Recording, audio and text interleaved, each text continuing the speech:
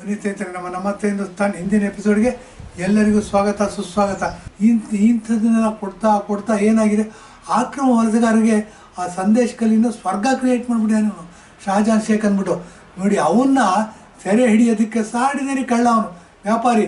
ಅವನ್ನ ಸೆರೆ ಹಿಡಿಯೋದಕ್ಕೆ, ಅವನ್ನ ಅರೆಸ್ಟ್ ಮಾಡೋದಕ್ಕೆ ಬಾಂಗ್ಲಾದೇಶ ವೆಸ್ಟ್ ಬೆಂಗಾಲಿನ ಡೈರೆಕ್ಟರ್ ಜನರಲ್ ಪೊಲೀಸ್ ಬರಬೇಕಾಯ್ತು. ಅವರು ಸರ್ಕಾರ ಅನೌನ್ಸ್ ಮಾಡಬೇಕಾಯ್ತು. ಹೇಗೆ ಅನೌನ್ಸ್ ಮಾಡಬೇಕಾಯ್ತು?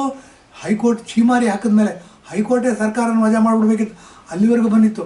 ಇವರಿನ್ನು 6 ದಿವಸದಲ್ಲಿ ಅವನ್ನ ಶಹಜಾನ್ ಶೇಖ್ನ ಇಟ್ಕೊಡ್ತೀವಿ ಅಂತಂದರು. 2 ದಿವಸದಲ್ಲಿ ಇಟ್ಕೊಟ್ರು. ಯಾಕೆ ಅಂತಂದರೆ, ನಮ್ಮ ದೇಶದಲ್ಲಿ ಡೆಮಾಕ್ರಸಿಗೆ ನಾವ್ಯಾರೂ ಯೋಗ್ಯರಲ್ಲ. ಎಲ್ಲಿವರೆಗೂ ನಮ್ಮ ದೇಶದ ಬಹುಸಂಖ್ಯಾತ ಜನರು ಡೆಮಾಕ್ರಸಿಯ ತತ್ವವನ್ನು ತಿಳ್ಕೊತಾರೆ. ತತ್ವ ಅಂತಂದರೆ ಬಹುಮತಕ್ಕೆ ಮಾನ್ಯತೆ ಇರಬೇಕು. ಬಹುಮತ ಅಂತಂದರೆ of the people, by the people, for the people. ಇವೆಲ್ಲ ಧಿಕ್ಕರಿಸ್ಬಿಟ್ಟಿದ್ದಾರೆ. ಯಾಕೆಂದರೆ ನೆಹರೂನೇ ಪಂಡಿತ ಅಂತ ಹೆಸರಿಟ್ಕೊಂಡ್ಬಿಟ್ಟಂತೆ. ಆತ ಒರಿಜಿನಲಿ ಮುಸ್ಲಿಂ ಅಂತೆ. ಈ ಸೋಷಿಯಲ್ ಮೀಡಿಯಾ ಜಾಸ್ತಿ ಪ್ರಭಾವ ಬಂದ ಯಾರು ಟಿ ವಿ ನಂಬಲ್ಲ, ಇವಾಗ ಯಾರು ನ್ಯೂಸ್ ಪೇಪರ್ನ ನಂಬಲ್ಲ. ಜಾಸ್ತಿ ಹರಿದಾಡ್ತಾ ನೆಹರು ಮುಸ್ಲಿಂ ಅಂತೆ. ಆತ ಪಂಡಿತ್ ನೆಹರು ಅಂತ ಇಟ್ಕೊಂಡ್ಬಿಟ್ಟು, ಕಾಶ್ಮೀರಿ ಬ್ರಾಹ್ಮಣರು ಅಂತ ಇಟ್ಕೊಂಡ್ಬಿಟ್ಟು 30-17 ವರ್ಷ ಪ್ರಧಾನಮಂತ್ರಿ ಆಗಿದ್ದಂತೆ. ಅವನ ಮಗಳು ಪ್ರಧಾನಮಂತ್ರಿ ಆದಂತೆ, ಮೊಮ್ಮಗ ಪ್ರಧಾನಮಂತ್ರಿ ಆದಂತೆ, ಮರಿಮಗನೂ ಪ್ರಧಾನಮಂತ್ರಿ ಆಗಿ ಹೊರಟ್ಬಿಟ್ಟಿದ್ದಾನೆ. ಇದು ಏನಾಗಿದೆ ಅಂದರೆ, ಆತನ ದಡ್ಡತನ, ಬ್ರೈನ್ ಮೆಚ್ಯೂರ್ ಇಲ್ಲದೆ ಇರೋದ್ರಿಂದ ಅದು ಈ ಜನ್ಮದಲ್ಲಿ ಸಾಧ್ಯ ಇಲ್ಲ ಅಂತ ನಮ್ಮ ಅನಿಸಿಕೆ. ಇರಲಿ, ಇದು ನಮ್ಮ ವಿಷಯ ಅಲ್ಲ. ಏನು ಅಂತಂದರೆ, ಬೆಂಗಳೂರಿನ ಬಾಂಬ್ ಬ್ಲಾಸ್ಟ್ ಆಗೋದಕ್ಕೆ ನಮ್ಮ ಜನಪ್ರಿಯ ಮುಖ್ಯಮಂತ್ರಿ ಸಿದ್ದರಾಮಯ್ಯನವರು ವೈದ್ಯಕೀಯ ಆಸ್ಪತ್ರೆಗೆ ಹೋಗಿದ್ದರು. ಗಾಯಾಳುಗಳನ್ನ ನೋಡಿದ್ರು, ಅವರಿಗೆ ಸಾಂತ್ವನ ಹೇಳಿದ್ರು. ಅವ್ರ ಚಿಕಿತ್ಸಾ ವೆಚ್ಚವನ್ನೆಲ್ಲ ಸರ್ಕಾರ ನೋಡ್ಕೊಳತ್ತೆ ಅಂದ್ಬಿಟ್ರು. ಸಾಕ ಸ್ವಾಮಿ ಇಷ್ಟು. ಇದಕ್ಕೆ ಹಿಂದಿನ ಒಂದು ಎಪಿಸೋಡ್ ಜ್ಞಾಪಕ ಬರ್ತಾಯಿದೆ, ಅದನ್ನು ಹೇಳಬೇಕು.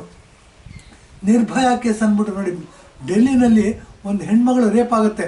ಆಕೆನ ಸಿಂಗಾಪುರ್ ಆಸ್ಪತ್ರೆಯಲ್ಲಿ ಟ್ರೀಟ್ಮೆಂಟ್ ಕೊಡ್ತಾರೆ. ಎಷ್ಟು ಮಟ್ಟಿಗೆ ಡ್ಯಾಮೇಜ್ ಆಗಿರುತ್ತೆ ಅಂತಂದರೆ, ಕಬ್ಬಿಣದ ರಾಡೆಲ್ಲ ಹಾಕ್ಬಿಟ್ಟು ಜನನಾಂಗಕ್ಕೆ ಪಾಪ ಆಕೆ ತುಂಬ ಹಿಂಸೆಪಟ್ಟು ಸತ್ತೋಗ್ತಾರೆ. ಈ ಥರ ಹಿಂಸೆಪಟ್ಟು ಸತ್ತೋದಾಗ ಈ ಕಾಂಗ್ರೆಸ್ಸಿನ ಅಧಿನಾಯಕಿ ಸೋನಿಯಾ ಗಾಂಧಿ, ಅವರು ರಿಮೋಟ್ ಕಂಟ್ರೋಲ್ ಅಂತ ಹೇಳ್ತೀವಿ ನಾವು, ಅವರೇನು ಮಾಡಿದ್ರು, ಕಾಂಗ್ರೆಸ್ಸಿಂದ ಒಂದು ಮಾರ್ಚ್ ತೆಗೆದ್ರು. ಮಾರ್ಚ್ ಅಂತಂದರೆ ಒಂದು 100-200 ಜನದ ಮಾರ್ಚ್ ತೆಗೆದುಬಿಟ್ಟು ಒಂದು ಮೊಂಬತ್ತಿ ಹಚ್ಚಿಟ್ಬಿಟ್ರು. ಇಷ್ಟು ಬರ್ಬಿಟ್ಟು ಸಾಕ ಸ್ವಾಮಿ, ದೇಶನ ರೂಲ್ ಮಾಡಲಿ ಅಂತ ಕೊಟ್ಟಿರೋದ್ರಿ. ರೂಲ್ ಮಾಡಬೇಕು ಅಂತಂದರೆ ಐರನ್ ಹ್ಯಾಂಡ್ ಉಪಯೋಗಿಸ್ಕೋಬೇಕಾಗತ್ತೆ, ಮಲ್ಲಿಗೆ ಹೂವಿಂದ ರೂಲ್ ಮಾಡಬೇಕಾಗತ್ತೆ. ಇವರೇನು ಮಾಡಿದ್ರು, ಹಿಂದೂಗಳು ಸತ್ತಿದ್ದು. ಅದರಿಂದ ಏನಾಯಿತು, ಹೋಗಿ ಮೊಂಬತ್ತಿ ಹಚ್ಚಿಟ್ಬಿಟ್ಟು ಅವ್ರ ಆತ್ಮಕ್ಕೆ ಶಾಂತಿ ಸಿಗಲಿ ಅಂತ ಹೇಳಿ ಬಂದುಬಿಟ್ರೆ ನಾವು ನಂಬಿಡ್ತೀವಿ. ಎಂಥ ಮುಟ್ಟಾಡ. ದೇಶನ ಆಳಬೇಕಾಗಿರೋದು, ದೇಶ ಕಟ್ಟಬೇಕಾಗಿರೋದು, ದೇಶನ ಸ್ಟ್ರಾಂಗ್ ಮಾಡಬೇಕಾಗಿರೋದು. ಸಮಯ ಅಂತಂದರೆ ಮಲ್ಲಿಗೆ ಹೂವಿನ ಹಾರನ ಹಾಕಬೇಕಾಗತ್ತೆ. ಸಮಯ ಅಂದರೆ ಕತ್ತಿ ಮದ್ದುಗುಂಡುಗಳದ್ದು ಹೋರಾಡಬೇಕಾಗತ್ತೆ. ಇದನ್ನು ಹೇಳ್ಕೊಟ್ಟಿರೋದು ರಾಣಿ ಅಬ್ಬಕ್ಕ ದೇವಿ ಮತ್ತು ಕಿತ್ತೂರು ರಾಣಿ ಚೆನ್ನಮ್ಮ, ಝಾನ್ಸಿ ಲಕ್ಷ್ಮೀಬಾಯಿ. ಇದನ್ನು ಗಮನದಲ್ಲಿ ಇಟ್ಕೋಬೇಕು. ಈ ಥರ ಇಟ್ಕೊಂಡಾಗ ಬರೀ ಮೊಂಬತ್ತಿ ಹೆಚ್ಚಿಟ್ಬಿಟ್ರು. ಅಥವಾ ಸಿದ್ದರಾಮಯ್ಯನವ್ರ ಆಸ್ಪತ್ರೆಗೆ ಹೋಗಿ ನಾವು ಆಸ್ಪತ್ರೆ ಖರ್ಚಿನೆಲ್ಲ ನೋಡ್ಕೋತೀವಿ. ಸಾಂತ್ವನ ಹೇಳಿದ್ದೀನಿ.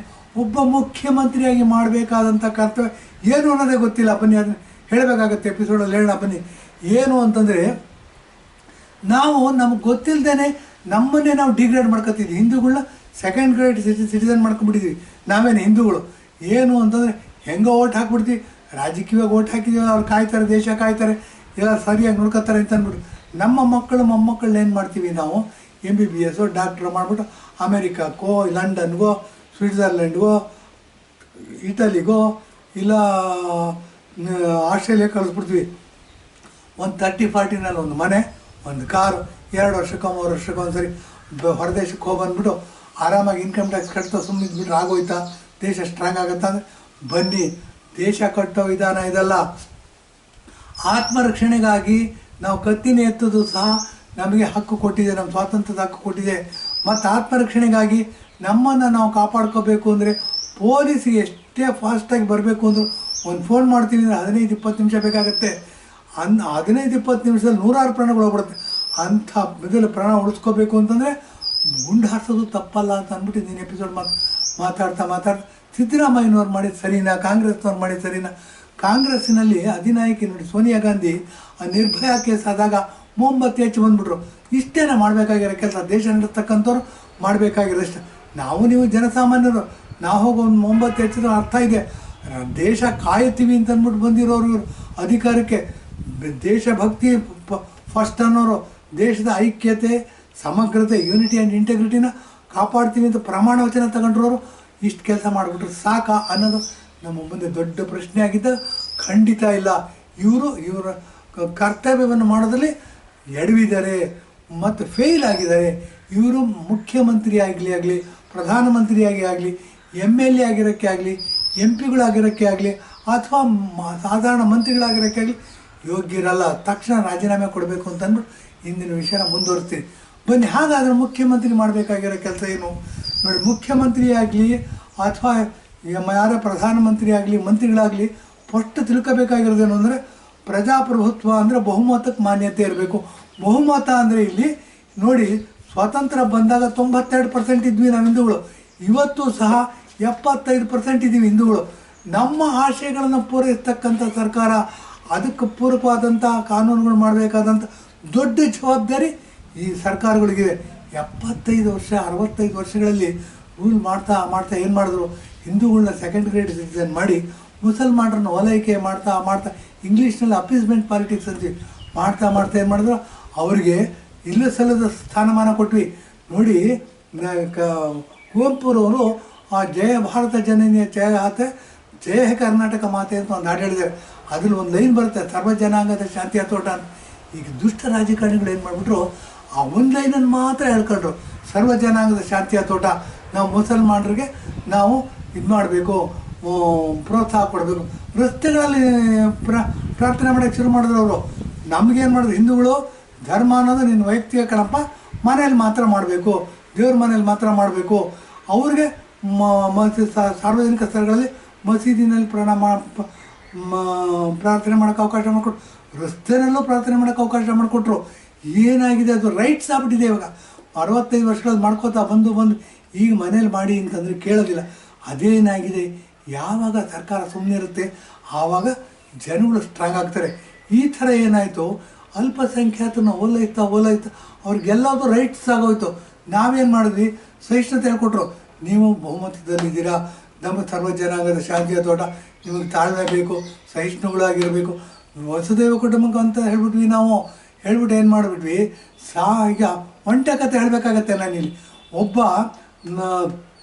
ವ್ಯಾಪಾರಿ ಇದ್ದಂತೆ, ಅವನು ಒಂಟೆ ಸಾಕಿದ್ನಂತೆ. ಏನು ಅಂದರೆ ಮರಳುಗಾಡಲ್ಲಿ ವ್ಯಾಪಾರ ಮಾಡೋನು ಒಂಟೆ ಸಾಕಿದ್ನಂತೆ. ಒಂದು ಸರಿ ಏನಾಯಿತು, ಈಗ ಒಂಟೆ ತಗೊಂಡು ಹೋಗ್ತಾ ಇರಬೇಕು, ಕತ್ಲಾಗ್ಬಿಡ್ತು. ಸೊ ಏನಾಯಿತು, ಒಂದು ಛತ್ರದ ಹತ್ರ ಹೋದ್ನಂತವ್ನು. ಛತ್ರದ ಹತ್ರ ಹೋದ್ರೆ ಅವ್ನು ಹೇಳಿದ್ರು, ನೋಡಪ್ಪ ನಿನಗೆ ಮಲಗಕ್ಕೆ ಜಾಗ ಕೊಡ್ತೀವಿ, ಒಂಟೆಗೆ ಮಲಗಕ್ಕೆ ಜಾಗ ಇಲ್ಲ ಅಂತಂದು. ಆಯಿತು ತಮ್ಮ, ನನಗೆ ಮಲಗಕ್ಕೆ ಜಾಗ ಕೊಡಿ ಇನ್ನಂತ. ಅವನಿಗೆ ಮಲಗಕ್ಕೆ ಜಾಗ ಕೊಟ್ಟಂತೆ ಇದರಲ್ಲಿ ಛತ್ರದಲ್ಲಿ. ಅವನೊಂದು ರೂಮಲ್ಲಿ ಮಲ್ಕೊಂಡಿದ್ದ, ಒಂಟೆ ಹೊರಗಡೆ ಕಟ್ಟಿ ಹಾಕಿದ್ದ. ಏನಾಯಿತು, ರಾತ್ರಿ ಒಂದು ಹೊತ್ತಲ್ಲಿ ಮಳೆ ಬರೋಕ್ಕೆ ಶುರುವಾಗ್ಬಿಡ್ತು. ಮಳೆ ಬರೋಕ್ಕೆ ಶುರುವಾದರೆ ಒಂಟೆ ಹೇಳ್ತಾ ಏನು ಮಾಡ್ತೆ, ನೋಡಿ ತುಂಬ ಮಳೆ ಬರ್ತಾಯಿದೆ, ನಾನು ಕತ್ತನ್ನ ಮಾತ್ರ ಒಳಗಿಟ್ಕೊತೀನಪ್ಪ, ಜಾಗ ಮಾಡಿಕೊಡು ಅಂತಂತೆ.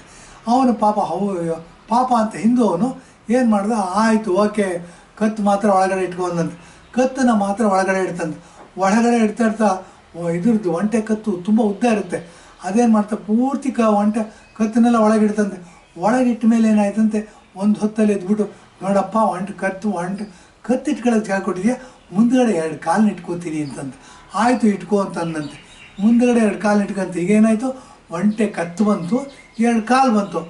ಅದೇನಾಯಿತು, ಅವ್ನು ಮತ್ತೆ ನಿದ್ದೆ ಹೋದ. ಮತ್ತಿನ್ನ ಯಾವಾಗಲೂ ರಾತ್ರಿ ಎಚ್ಚರಾದಾಗ ಏನಾಯ್ತಂತೆ, ನಾನು ತುಂಬ ನೆಂದುಬಿಟ್ಟಿದ್ದೀನಿ, ಈಗ 2 ಕಾಲನ್ನ ಒಳಗೆ ಇಟ್ಕೊತೀನಿ ಅಂತಂತೆ. ಅದೇನಾಯ್ತು, 2 ಕಾಲನ್ನ ಇಟ್ಕೊಂಡು ಪೂರ್ತಿ ಒಳಗೆ ಬಂದ್ಬಿಡ್ತು ಒಂಟೆ. ಇವನಿಗೇನಾಯಿತು, ಹಿಂಸೆ ಆಗಿ ಶುರುವಾಯಿತು, ವಾಸನೆ ಎಲ್ಲ ಬರೋಕ್ಕೆ ಶುರುವಾಯಿತು. ಇವ್ನು ಹೇಳಿದಂತೆ, ನೋಡು ನೀನು ಬರೀ ಒಂಟೆ ಕತ್ತು ಮಾತ್ರ ಇಟ್ಕೋತೀನಿ ಅಂತಂದೆ, ನಾನು ಓಕೆ ಅಂದೆ. 2 ಕಾಲನ್ನು ಇಟ್ಕೋತೀನಿ ಅಂದೆ, ಅದಕ್ಕೂ ಓಕೆ ಅಂದೆ. ಆಮೇಲೆ 2 ಕಾಲನ್ನು ಇಟ್ಕೋತೀನಿ ಅಂತಂದೆ, ನನಗೆ ಗೊತ್ತೇ ಆಗಲಿಲ್ಲ, ಪೂರ್ತಿ ನೀವು ಒಳಗೆ ಬಂದುಬಿಟ್ಟಿದ್ದೆ, ಈಗ ವಾಸನೆ ನಂಗೆ ತಡೆಯೋಕ್ಕಾಗ್ತಿಲ್ಲ ಅಂತಂದೆ. ಆವಾಗ ಒಂಟೆ ಹೇಳ್ತಂತೆ, ನೀವು ಹೊರಗಡೆ ಮಲ್ಕೋಬೇಕಿದ್ರೆ ಅಂತಂತೆ. ಇದು ನಮ್ಮ ದೇಶದ ಪರಿಸ್ಥಿತಿ ಹೀಗೇನೆ. ಅಲ್ಪಸಂಖ್ಯಾತರು ಅಂತ ಅಂದ್ಬಿಟ್ಟು ಓಲೈಸ್ತಾ ಏನಾಗಿದೆ ಈಗ ನೋಡಿ, ನಾವು ಹಿಂದೂಗಳಿಗೆ ಇಡೀ ಭೂಮಿ ಮೇಲೆ ಎಲ್ಲೂ ಜಾಗ ಇಲ್ಲ ರೀ, ಇಂಡಿಯಾ ದೇಶ ಬಿಟ್ಟರೆ. ಮುಸಲ್ಮಾನರು ಏನಾದರೂ ಸೆಕ್ಯೂರಿಟಿ ಬೇಕು, ಸೇಫ್ಟಿ ಬೇಕು ಅಂತಂದರೆ 50ಕ್ಕಿಂತ ಹೆಚ್ಚು ರಾಷ್ಟ್ರಗಳಿವೆ. ಕ್ರಿಶ್ಚಿಯನ್ರು ನಮಗೇನಾದ್ರು ಸೇಫ್ಟಿ ಬೇಕು, ನಮಗೆ ಸ್ವರ್ಗ ಬೇಕು ಅಂತ 100ಕ್ಕಿಂತ ಹೆಚ್ಚು ರಾಷ್ಟ್ರಗಳಿವೆ. ನಾವು ಹಿಂದೂಗಳಿಗೆ ಇರಬೇಕಾಗಿರ್ತಕ್ಕಂಥದ್ದು ಇರುವಂಥ ಜಾಗ ಹಿಂದೂಸ್ತಾನ ಒಂದೇ. ನಾವು ಇದು ಬಿಟ್ಟು ಎಲ್ಲೂ ಹೋಗೋಕ್ಕಾಗೋದಿಲ್ಲ. ಇದನ್ನು ಯೋಚನೆಯೇ ಮಾಡಿಲ್ಲ. ಒಂಟೆ ಕಥೆಯನ್ನು ಜ್ಞಾಪಿಸ್ಕೊಂಡ್ರೆ ನಾವು ಎಷ್ಟು ಅಪಾಯದ ಪರಿಸ್ಥಿತಿನಲ್ಲಿ ಸಿಲುಕಿದ್ದೀವಿ. ಇನ್ನೂ ನಾವು ಎಚ್ಚೆತ್ಕೊಳ್ಳದಿದ್ದರೆ ಪಾಠ ಕಲಿಯೋದು ಯಾವಾಗ? ಬನ್ನಿ, ಲೋಕಸಭೆ ಎಲೆಕ್ಷನ್ ನಡೀತಾ ಇದೆ. ನಿಮ್ಮ ಪುಣ್ಯನೋ ಏನೋ ವಿವೇಕಾನಂದರಿದ್ದಂತೆ, ರಾಮಕೃಷ್ಣ ಪರಮಹಂಸರಿದ್ದಂತೆ, ರಾಮ ಇದ್ದಂತೆ, ಕೃಷ್ಣ ಇದ್ದಂತೆ, ಗಾಂಧೀಜಿಯವರು ರಾಮರಾಜ್ಯ ಕನಸು ಕಂಡ್ರಂತೆ. ಇದೆಲ್ಲದಕ್ಕಿಂತ ಮೀರಿ ನರೇಂದ್ರ ಮೋದಿಯವರು ಪ್ರಧಾನಮಂತ್ರಿಯಾಗಿ ನಮಗೆ ಸಿಕ್ಕಿದ್ದಾರೆ. ಅವರು ನಮ್ಮೆಲ್ಲರ ಆಶೋತ್ತರಗಳಿಗೆ ಪೂರಕವಾದಂಥ ಸಂವಿಧಾನ ರಚನೆ ಮಾಡೋದಕ್ಕೆ ಪೂರಕವಾದಂಥ ವಾತಾವರಣ ನಿರ್ಮಾಣ ಮಾಡ್ತಾಯಿದ್ದಾರೆ.